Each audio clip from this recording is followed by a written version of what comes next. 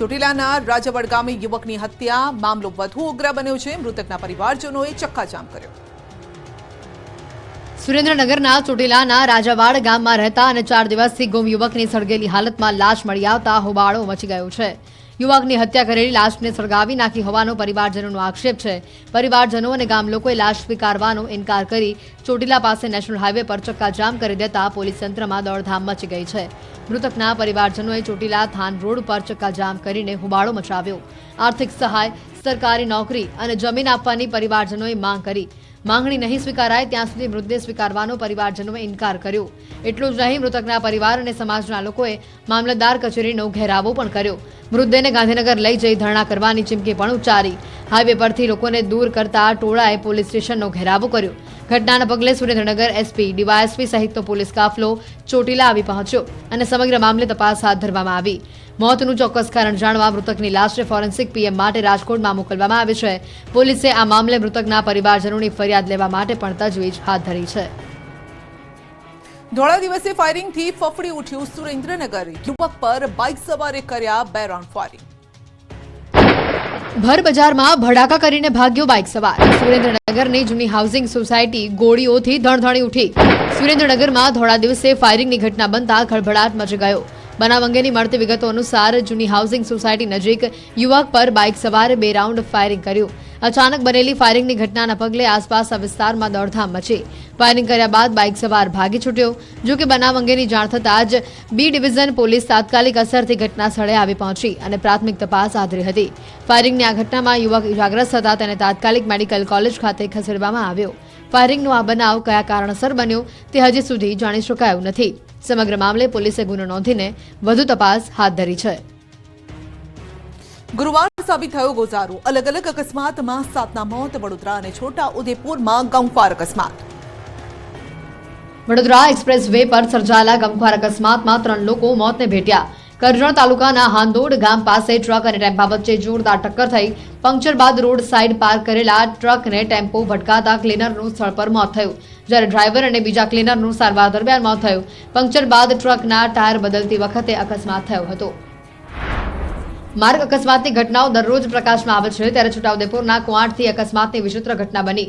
વાંસ ભરીને જતી એક આઈસર માણકા ગામથી આવી રહી હતી અને તે સમયે પાડવણી ગામે પલટી ગઈ। અકસ્માતની આ ઘટનામાં 2 પુરુષ અને એક મહિલાનું કમકમાટી ભર્યું મોત થયું છે। મૃતક 2 વ્યક્તિ રાધનાપાણી ગામ અને એક વ્યક્તિ તલાવ ગામનું હોવાનું સામે આવ્યું। બનાવ અંગેની જાણ થતાં જ પોલીસ કાફલો અને આસપાસના લોકો ઘટના સ્થળ પર આવી પહોંચ્યા। પ્રાથમિક જાણકારી પ્રમાણે આઈસર ચાલકે સ્ટીયરિંગ પરનો કાબુ ગુમાવતા અકસ્માત સર્જાયો હતો। તો આ તરફ દ્વારકામાં દૂધવાનની અડફેટે એક બાળકીનું મોત થયું। ખંભાળિયા હાઈવે પર ઓખા મઢી પાસે અકસ્માતની આ ઘટના બની। દૂધવાને અડફેટે લેતા શ્રમિક પરિવારની બાળકીનું પ્રાણ પંખેરું ઉડી ગયું। વડોદરામાં લૂંટારો બેફામ। નેતાજીના ગળામાંથી ચેઇન ચોરીને ભાગ્યો ચોર।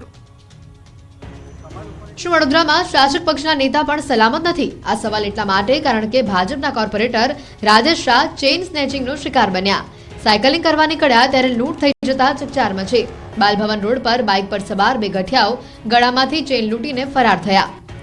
વડોદરાના અલગ અલગ 4 વિસ્તારમાં આવી ઘટના બની છે। સવારે બાઇક પર 2 શખ્સ આવે છે, તેઓએ માસ્ક પહેરેલું છે જેથી તેમને કોઈ ઓળખી ન શકે। આ લોકોનો શિકાર છે રસ્તે આવતા લોકો, જેઓએ ગળામાં ચેઇન પહેરી હોય, કારણ કે તેઓની પાછળથી આવીને ખેંચવી સરળ બને છે।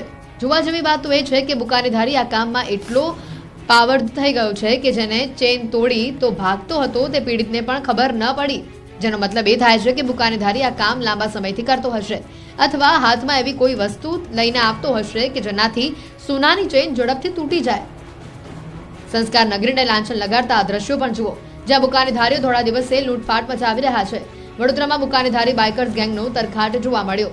નિઝામપુરા રાજમહેલ રોડ પર એક જ દિવસમાં સવારે માત્ર 30 મિનિટમાં જ 3 અછોડાની લૂંટ થઈ। લૂંટારુએ રાજમહેલ રોડ પ્રદર્શન મેદાન પાસે વૃદ્ધાના ગળામાંથી સોનાનું 3 તોલાનું મંગળસૂત્ર લૂંટી લીધું। નિઝામપુરામાં 10 મિનિટમાં 2 મોર્નિંગ વોકર્સને ટાર્ગેટ કરવામાં આવ્યા। આમ અડધા કલાકમાં લાખોના સોનાના દાગીનાની લૂંટ કરી બાઇકર્સ ફરાર થયા। હવે પોલીસ પણ આ લૂંટારુઓને શોધી રહી છે। જમૈકામાં ફ્રાન્સ જેવી ઘટના બની છે। 253 મુસાફરો ભરેલી ફ્લાઇટ રોકી દેવાઈ અને 4 એજન્ટોની ભૂમિકા અંગે ગુજરાતમાં તપાસ। અમેરિકામાં ઘૂસવાની ફિરાકમાં જતા પ્લેનને જમૈકા એરપોર્ટ પર રોકવામાં આવ્યું. કુલ 253 મુસાફરોમાંથી ગુજરાતીઓની સંખ્યા વધારે હતી. જમૈકામાં ફ્રાન્સ જેવી ઘટના બનતા ફ્લાઇટ રોકી દેવાઈ હતી. જોકે ઘૂસણખોરીના પુરાવા ન મળતા ફ્લાઇટ રવાના કરવામાં આવી.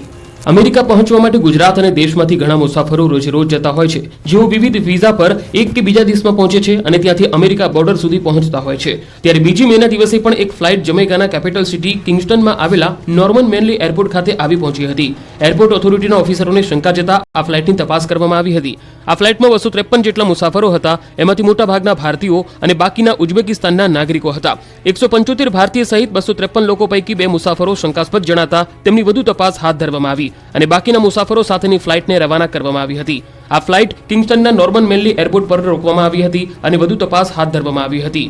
જોકે ઘૂસણખોરીના પુરાવા ન મળતા જમૈકાએ ઓફિશિયલ સ્ટેટમેન્ટ જારી કરી ફ્લાઇટને જવા દીધી હતી. ભરૂચમાંથી ઝડપાયો પાકિસ્તાની જાસૂસ. સેનાની ગુપ્ત માહિતી પહોંચાડતો હતો પાકિસ્તાન. સુરક્ષા દળોની ગુપ્ત માહિતી લીક કરવાના મોટા ષડયંત્રનો સીઆઈડી ક્રાઇમે પર્દાફાશ કર્યો છે. સીઆઈડી ક્રાઇમે ભરૂચથી એક શંકાસ્પદને સકંજામાં લીધો. પાકિસ્તાની જાસૂસ ઝડપાતા ખળભળાટ મચી ગયો. ગાંધીનગર સીઆઈડી ક્રાઇમ બ્રાન્ચે ભરૂચના ઝઘડિયામાંથી તેની ધરપકડ કરી છે. તે અનેક ગુપ્ત માહિતીઓ પાકિસ્તાની આર્મીના હેન્ડલરોને મોકલતો હોવાનું સામે આવ્યું છે. તે ભારતીય સેનાની ગુપ્ત માહિતીઓ મેળવતો હતો અને પાકિસ્તાન મોકલતો હતો. સીઆઈડી ક્રાઇમ બ્રાન્ચે 1 મહિના સુધી તેના પર વોચ રાખી, જે બાદ હવે તેની ધરપકડ કરી લેવામાં આવી છે.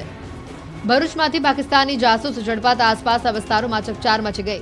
જાસૂસે મિસાઇલ અને ડ્રોન ટેકનોલોજી મહત્વની જાણકારી પાકિસ્તાન સુધી પહોંચાડી હતી. આ દરમિયાન તે ભારતીય સેનાની ગુપ્ત માહિતી પાકિસ્તાન આર્મીના હેન્ડલર અને ઇસ્લામાબાદ અને કરાચી સ્થિત પાકિસ્તાની જાસૂસી સંસ્થાને આપતો હતો. તે આખું કાવતરું સોશિયલ મીડિયાના માધ્યમથી કરી રહ્યો હતો. ખાસ કરીને તે ફેસબુક, વોટ્સએપ અને ઇન્સ્ટાગ્રામના માધ્યમથી માહિતી પાકિસ્તાન સુધી પહોંચાડતો હોવાનું સામે આવ્યું. મૂળ બિહારનો રહેવાસી પ્રવીણ અગાઉ હૈદરાબાદમાં નોકરી કરતો હતો.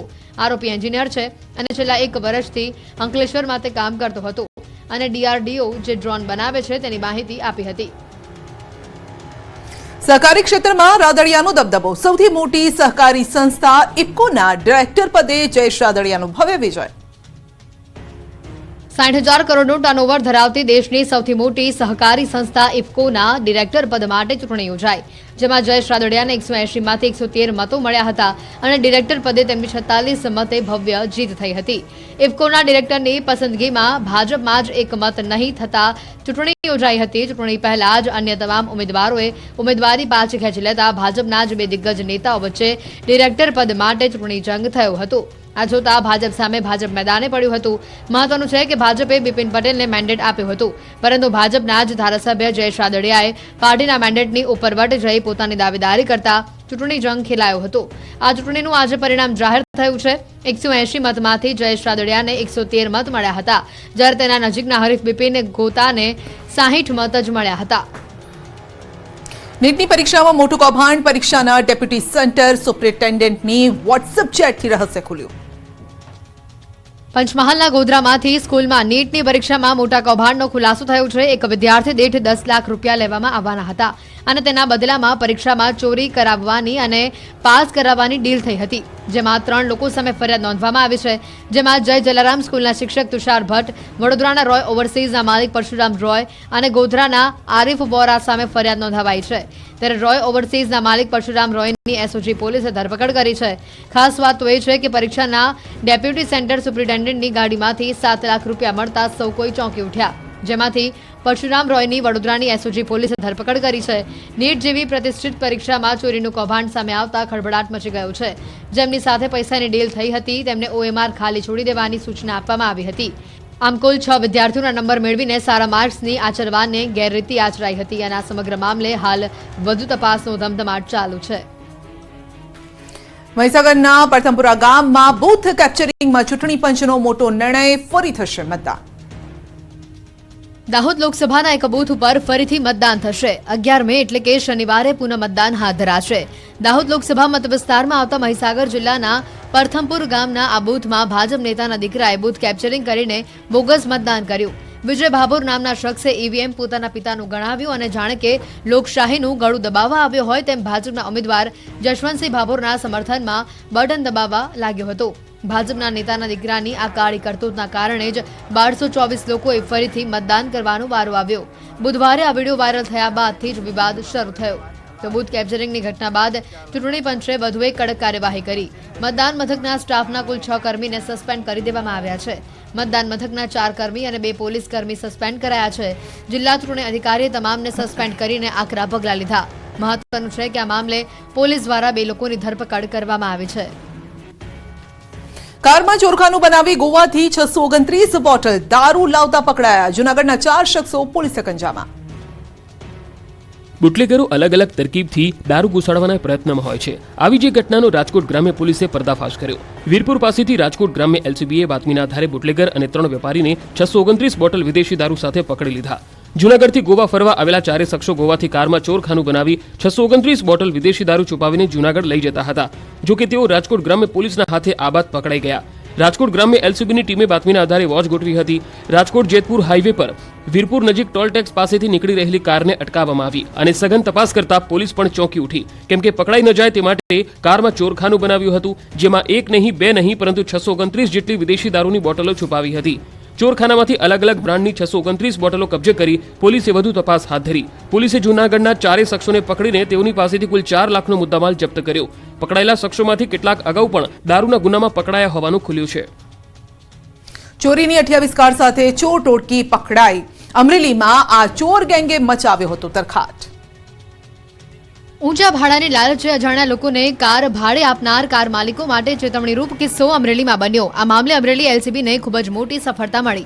ગુજરાત, મહારાષ્ટ્ર, રાજસ્થાન અને દિલ્હી વિસ્તારોમાંથી અલગ અલગ કંપનીની 28 કાર કબજે કરવામાં આવી અને હજી પણ વધુ કાર કબજે થાય તેવી પૂરી શક્યતા છે. ઠગ ટોળકીની મોડસ ઓપરેન્ડરી જોઈને પોલીસ પણ ચોંકી ઉઠી છે. આરોપીઓ ઊંચી રકમે કાર ભાડે આપવાની લાલચ આપી તેમની પાસે નવી કાર લેવડાવી કાર ભાડે રાખતા હતા. થોડા સમય ભાડું ચૂકવ્યા બાદ ઠગ ટોળકી કાર માલિકને જાણ બહાર જ કાર બારોબાર અન્યને ગીરવે મૂકી દેતા. કારના બદલામાં રકમ મેળવી અને બાદમાં કાર માલિકને કાર ભાડું આપવાનું બંધ કરી કાર માલિકો સાથે છેતરપિંડી અને વિશ્વાસઘાત કરતા. સમગ્ર મામલે આરોપીઓએ 70 થી વધુ કાર મેળવી હતી. મુખ્ય સૂત્રધાર અલ્પેશ જરીવાલાની સઘન પૂછપરછ કરતા તેમનો ગુનાહિત ઇતિહાસ પણ જબરો છે, જેમાં સુરત શહેર, વલસાડ સહિત કુલ 15 ગુના નોંધાયા છે. ઊંચી રકમે કાર ભાડે આપવાની લાલચે જુદા જુદા વિસ્તારના અનેક કાર માલિકો છેતરાયા છે અને છેલ્લા 8 મહિનાથી આ કૌભાંડ ચાલી રહ્યું હતું, જેનો અમરેલી એલસીબીએ પર્દાફાશ કરી મહત્વની સફળતા પ્રાપ્ત કરી. ભર ઉનાળે ગીર સોમનાથમાં 2 વખત ભૂકંપના આંચકા અનુભવાયા. જૂનાગઢમાં પણ ધરાધ્રુજી. ઉનાળાની કાળઝાળ ગરમીમાં ગીર સોમનાથ અને જૂનાગઢ પંથકમાં ભૂકંપના આંચકા અનુભવાયા. સતત બીજા